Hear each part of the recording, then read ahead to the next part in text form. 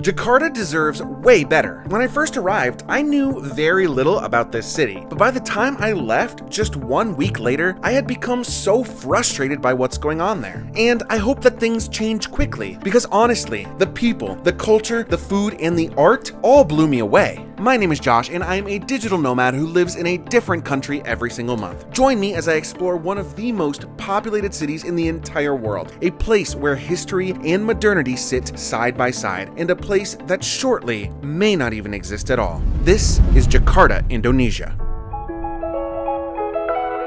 This trip almost didn't happen. My flight from Kuala Lumpur to Jakarta had been delayed by a full 12 hours, and at that point, I was just reconsidering my plans. Do I even go? Can I still make this work? I buckled down, eventually landed into the city, and checked into my hotel. But by that point, it was already 2 a.m., and my plans for the day were totally shot. I was really just hoping that I would have enough time to see everything that I wanted to see in Jakarta. But even just from my cab in the middle of the night, I could already tell that Jakarta is way more impressive and modern than people make it out to be. So many Westerners barely even know that this city exists. Meanwhile, Jakarta's urban area consists of more than 30 million people. That is the second biggest urban area in the world, right behind Tokyo. So much human life is buzzing here, and you feel that energy right away. I quickly noticed as I started my research that Jakarta is a city of contrasts. It's extremely modern, but it also has a pretty complex history. And since history always provides such important context whenever I visit a new country, I figured I would start there. So I did the thing. I booked a walking tour through the Jakarta Old Town for the next morning. And it was on that tour that I learned something absolutely insane. But before I share the crazy revelation I had in Jakarta's Old Town, I want to quickly tell you about a tool that's actually been helping me massively as I try to plan out all of these trips every month. It's called RatePunk, and it's pretty much become my new travel sidekick. It's available as an app or on your desktop, and it's saving me an insane amount of money. RatePunk's dashboard and discovery feature lists live flight and hotel deals. It's super simple. You just choose your home airport, and RatePunk will send you the best global deal alerts right to your phone. Just take a look at these flights from JFK to London Gatwick, for example. $346 round trip is actually bananas. Big Ben, I'm coming to visit. Scan the QR code on the screen now, or click the link in the description, and you'll get 70% off of your entire first year of RatePunk, which comes to just $23.99 for a whole year. Grab that discount and download it for yourself. And a huge thank you to RatePunk for sponsoring this video.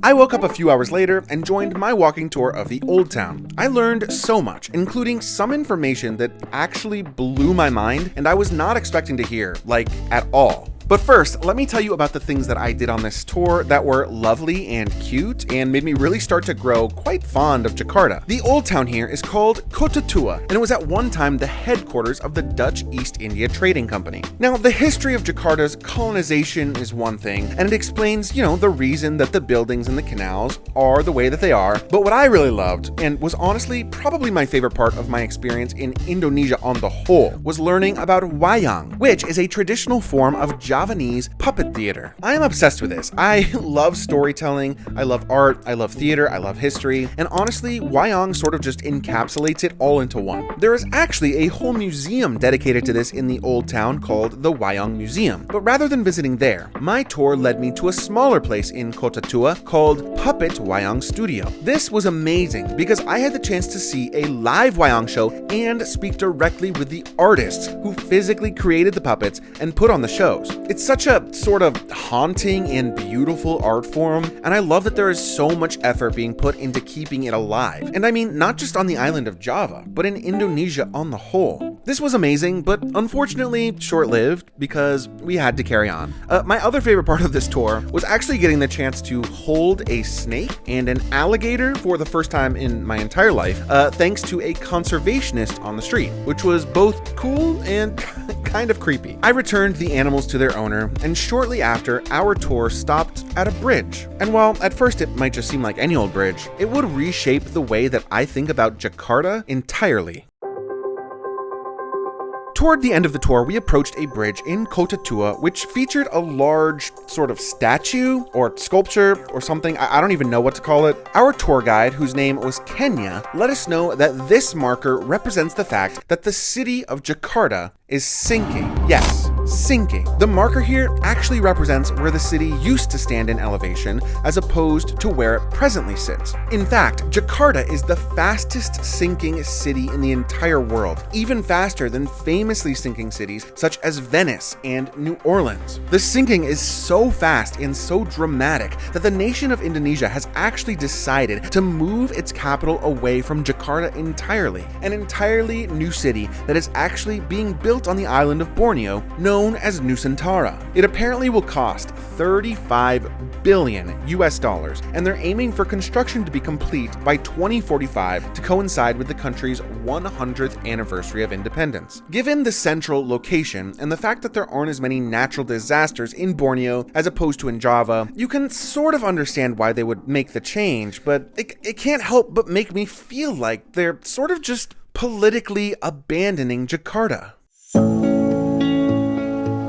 What makes all of this so crazy is that Jakarta really has become such an incredibly modern city. Outside of Kota Tua, in the downtown districts of Jakarta, the almost futuristic design of the architecture is impossible to miss. There are enormous fountains throughout its main roads, a very comfortable metro system that is super efficient, and then there are some of the most impressive shopping malls I have ever seen in my entire life. I mean, just within the Grand Indonesia Mall itself, there is a whole theme park. There is a food court that is made to look like Greece or something, and there is even a fountain show. Like, I mean, come on. That said, it is a bit of a catch-22 because, as you might imagine, the physical weight that these amazing and beautifully modern buildings are putting onto the ground of Jakarta isn't helping with the rapidly sinking problem. But in truth, the real issue here is not the buildings. The primary cause is that the city doesn't have great pipe water infrastructure, and so many locals are forced to resort to pulling the groundwater from underneath the city itself, which brings the city lower and lower over time. It's actually wild to learn that all of this is happening, and that if things don't change in a major way, many parts of the city of Jakarta could actually be underwater as soon as the year 2050. That is within the lifetime of the majority of the people watching this video.